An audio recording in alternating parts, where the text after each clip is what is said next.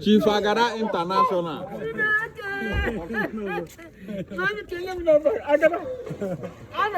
Professor. The growth of the young will escalate. Yes, Yes, You will grow 3 times more than us. Yes, All behind that job. I forgot my name. Could you give me money? I forgot the money.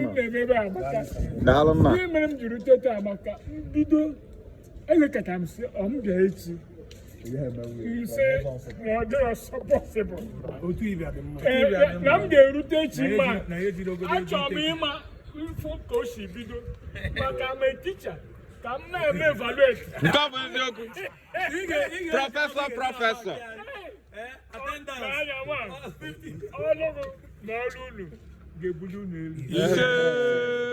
The time this Igbo Renaissance that is the way for Africa.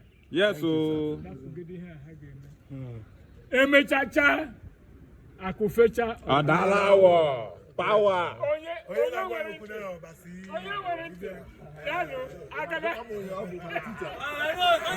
Hey!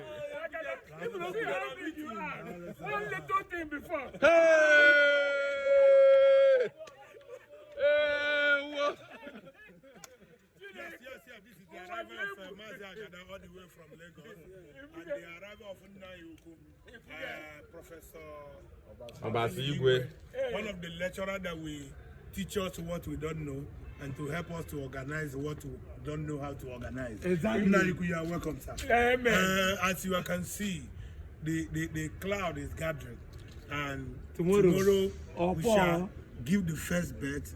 Why next tomorrow we shall complete the betting. Power. Powerful communique. Powerful. Yes, sir.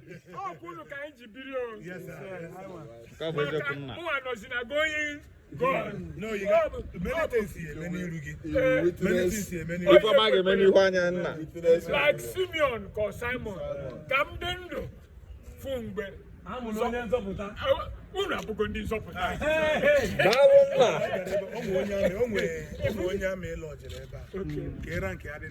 Major. But you are not fine on the full line. Yes, I know. Kocha up one now, but I said they are 100,000. Sina, Obu Norma. No, but don't carry extend the program here. Till weekend, the battle. You look at him when make a win the 100 million. Power. Ika Kalia. Deputy International.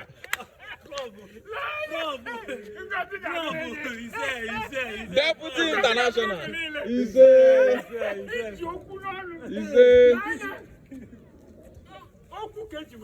Yes.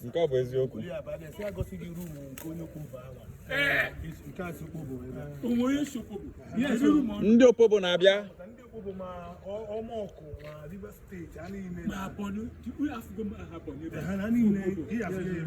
One niile na-abịa, one ncha na-abịa. Power.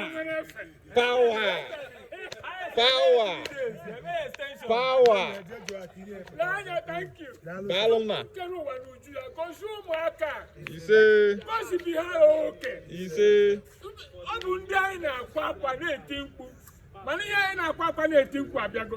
No more yakadiga. Agalina, Yana Bakwa, Naya Mutagun, Ndi Karirai. Thank you, sir. Balona. Ise.